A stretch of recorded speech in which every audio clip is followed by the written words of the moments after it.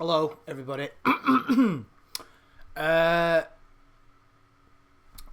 this could be the funniest. This could be the best, part of the whole Lawn saga. I was just sat down before and just sort of browsing through the documents that I've got, which I do sometimes.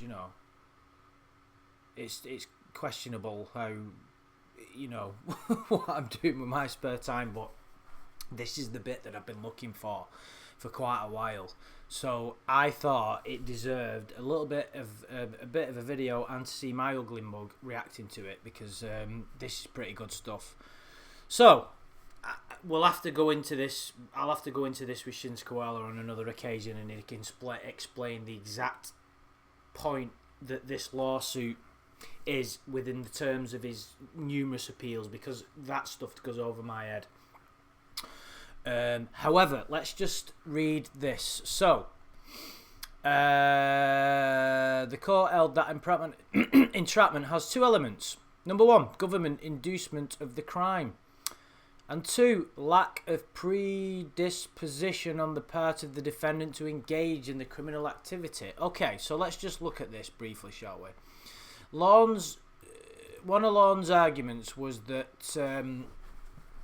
he like most of his ramblings, it doesn't make any sense. But he said that his defence failed to explore a defence of entrapment, and that is why he came up with this crazy saying his counsel was ineffective. Sorry. His counsel was ineffective because they didn't explore the avenue of entrapment. So let's look at this. Number one, government inducement of the crime. So in other words, they've instigated it. They've set it in motion. Is that the case? Maybe. But part two is obviously more vital. Lack of predisposition on the part of the defendant to engage in the criminal activity. Well, that's number two certainly doesn't apply, does it? Because as soon as he realised, or he thought that there was a girl there, he engaged in the conversation and went from "I'm protecting you" to "there's me dick" within the space of an hour or so. Petitioner Armstrong adamantly, not just adamantly asserts that the agent with whom he was chatting unduly persuaded and induced him to meet with her, despite petitioner repeatedly denying her What? Man. Petitioner Armstrong adamantly asserts that the agent with whom he was chatting unduly persuaded and induced him to meet with her, despite petitioner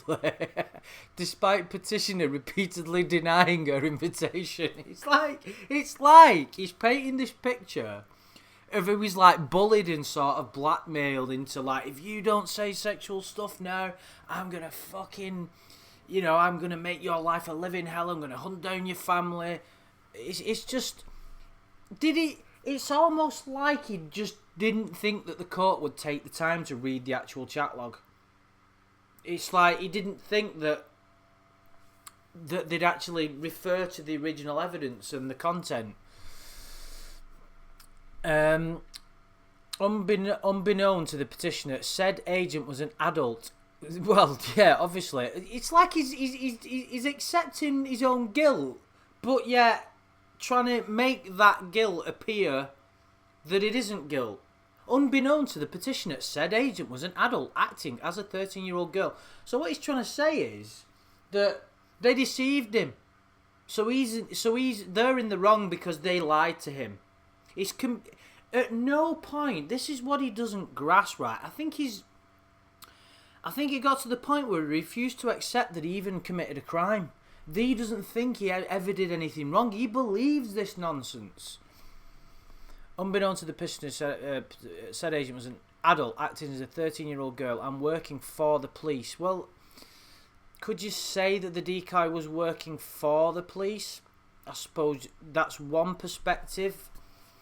She works for a volunteer group who pass on the information to the police. She don't work for. She's not employed by the police.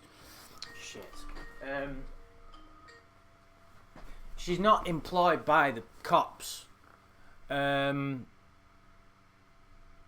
I'm gonna fucking minute. Yeah, sorry about that. So I don't think that's true, but we're drilling down on the. Unbeknownst to the petitioner, said agent was an adult. Blah blah blah. Further, petitioner Armstrong was in an adult chat room seeking conversations with adult female. He had no intention to meet a minor female. Well, let's just say that that's true. Okay. Let's just give him the benefit of the doubt, which of course, you know, we never would, because we know that he's full of shit. But let's just, for argument's sake, with regard to this context here, let's give him the benefit of the doubt and say he's being truthful. That he was in an adult chat room, which technically that's irrelevant whether he's fucking in an adult chat room. Children have access to it, so what difference does it make? It's like his argument is nonsensical, because it's like he's saying, well, I wasn't in a room that said sex offenders please enter, so therefore I can't be held responsible. It's like he's saying, well, I wasn't in a sex offenders room. Well, of course you fucking weren't. Further, it's like as if he's gonna go in it, please, 13-year-olds only, and he goes straight in and hi sir.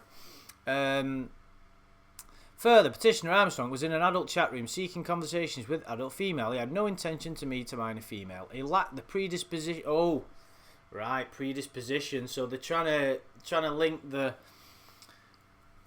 So already, points 1 and 2, according to this, have been met. In other words, have not been met, depending on which way you look at it. So he's already within the first paragraph saying that he's been a victim of entrapment, which is, well, if that was true, if what you see on the screen now is true, it would be entrapment. But it's complete fiction. It's complete fiction. You know what? His book, I'm getting annoyed now, aren't I? Sorry. His book, which I've not read, which I do want to read if I'm being honest. What's it called? Taken Abroad. That's probably got more fiction. That's probably got more truth in it than this nonsense. He liked the okay, when a government employee, right? Okay, so we've jumped from said agent was acting as a 13-year-old girl and working for the police. So we've gone from said agent acting as a 13-year-old, and then it's jumped to when a government employee. She's not a government employee, right? So that's bullshit. When a government employee induces a citizen into committing a crime, a miscarriage of justice occurs. Yes, it is, but that didn't happen. Although proof of predisposition to commit crime will bear application of entrapment defence, fundamental fairness aspect of due process will not permit. I don't really get that. In police conducting a range in circumstances which led to commission of crime is outrageous. Blah blah. Stop fucking spouting case law, you twat. When entrapment is at issue, the focal point of inquiry is on the predisposition of the defendant. Okay. Thus, the burden is on the defendant to provide evidence of government's entrapment. Okay. Government infiltration of criminal activity is a recognised and permissible means of investigation, even where government agents supply something of value to criminals, since such supply may be necessary. Yeah, I understand that. Government may not investigate criminal activity, provide place, equipment, supplies and know-how, and run entire operation with only meagre assistance from defendants without... Right, okay, get to the point. In petitioner Armstrong's case, the government provided the Sting House all the necessary equipment. Well, no, that's not true. It was NBC. NBC ran the investigation before they got the cops on board. They provided all the equipment. Look at it. In petitioner Armstrong's case, the government provided the Sting House all the necessary equipment and a cunning female. He's been outcunned by some cunning female decoy. Those pesky decoys always foiling him. to investigate and petition it into a crime he had no intention of committing. Okay, wow. The decoy would not stop her slide. The decoy would not stop. The decoy would not stop her sly and persuasive chat. Would you like to see my penis? It's like, take your middle finger and...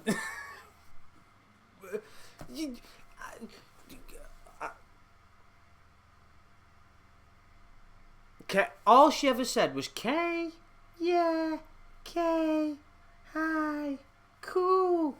And that is what he... Well, let's remember he's got his own version of that chat lock. I'd love to let... You know, like on The Simpsons, where they go up to Homer's head and he makes up his own, like, crazy cartoons, where you got a cartoon fucking... cartoon like turtle playing the violin. It's like that in his brain. Can you imagine? Do you remember that Simpsons where Mr. Burns is at court for running Bart over? And he's reading, he says, it was a beautiful day, the sun was shining and I was driving to an orphanage to pass out toys. It's just like that, innit? The decoy would not stop her sly and persuasive chat with petitioner until she got him in such a vulnerable state of mind and feelings that he unintentionally traveled. How do you unintentionally travel?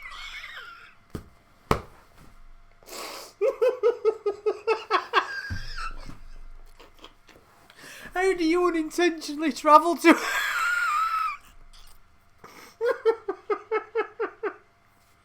How do you unintentionally travel somewhere? Do you like walk outside your house and a fucking stork picks you up?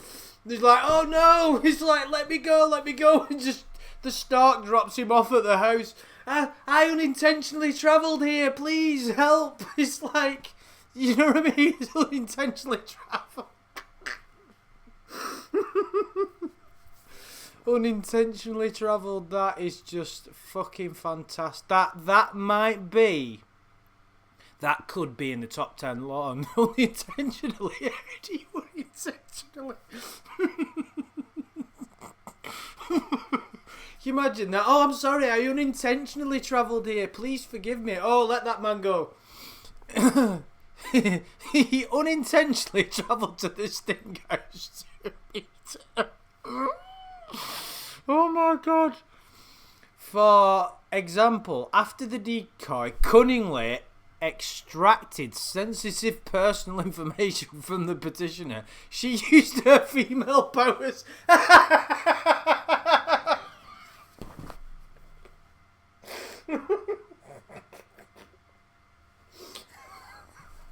What the fuck does that mean? She... After the decoy cunningly extract... This is a joke. You couldn't... Right, the writers of The Simpsons couldn't come up with funnier shit than this. After the decoy cunningly extracted sensitive personal information from the petitioner, she used her female powers to entice petitioner to visit her. What does he mean? What does he mean? What does he mean? She used her... Let's try. Right, let me try and take this seriously, as ridiculous as this sounds, right? Let's get into the mindset of Lorne, right? He believes he's the victim. He believes that everybody's conspired against him. The government, the police, NBC, perverted justice, his family, the decoy, every single person in the whole setup have transpired, and it was on his birthday, etc, etc. So he thinks he was manipulated and deliberately targeted, and he still believes that. He believes he was deliberately targeted because he was vulnerable. So he sees women as having some kind of hold over him, like he can't resist women's charms. It's why he falls in love so easily. So basically all a woman has to do is basically speak, and he just goes to jelly, and he's like, I mean, as men, we see an attractive girl, and things happen. Biological. I don't mean you get a fucking erection straight away. Although the point is, you're genetically made to be attracted to that person. So there will be certain things start happening biologically, emotionally, physiologically. Everything starts to, But let's not forget that at the time, she used her female powers to entice. He's put this in a lawsuit. What does female powers? Is she like? Is it Supergirl? Is she like using like some kind of superpower? Is it like a female superhero that uses female powers to draw predators to get in and? Wow. She used her female powers to... Oh, that's just... The decoy successfully played guilt trips on the...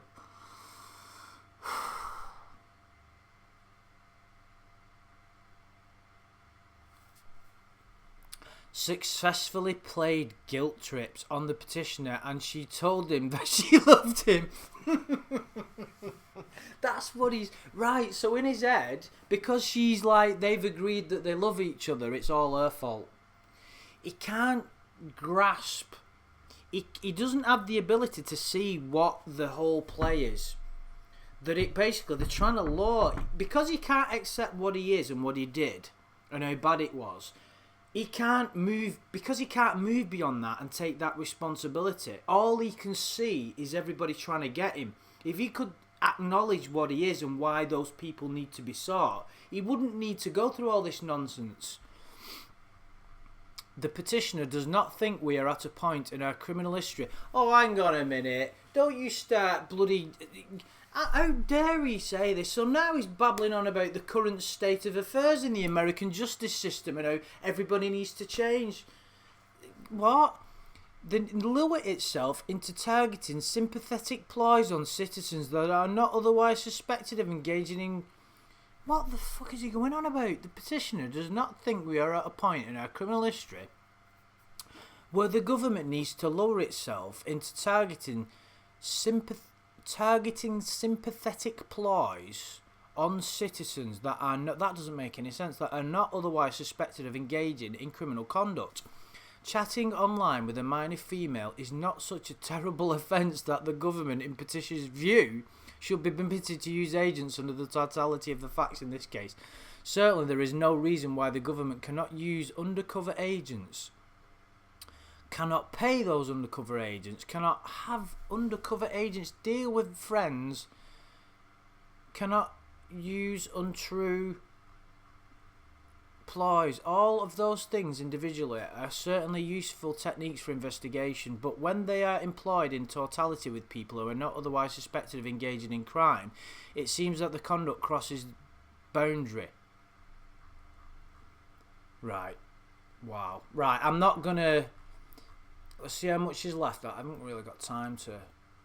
Right, I think there's a lot more here. Yeah, we'll go into this. The only reason I made this video is I had to stick the hat on as well to because this is pretty...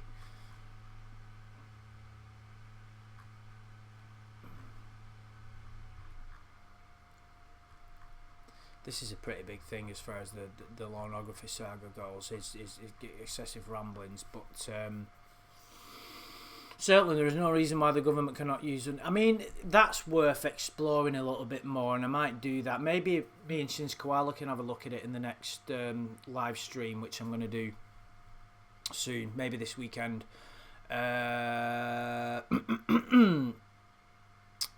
Yeah, okay, right, okay, we've had a bit of fun, got a bit frustrated. It's like a thing of balance, the pornography saga, isn't it? You amused, disgusted, laughing, joking, and then you feel depressed because people like that. I mean, it's very frustrating when somebody comes up with all this nonsense to sort of gloss over the fact of what they've done, and the fact that he even refuses to acknowledge that he's ever done anything wrong. It's just the height of arrogance. It's right. Calm down.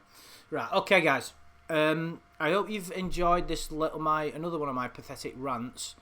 It's just I It's bizarre, innit? I've been making videos for 2 years, right? And my interest in this case hasn't really diminished that much. I still find it interesting. And I know there's not just me, there's people from all walks of life that are interested in the Lorne saga, and you know, people of all ages and stuff, and people with various male powers and female powers. It's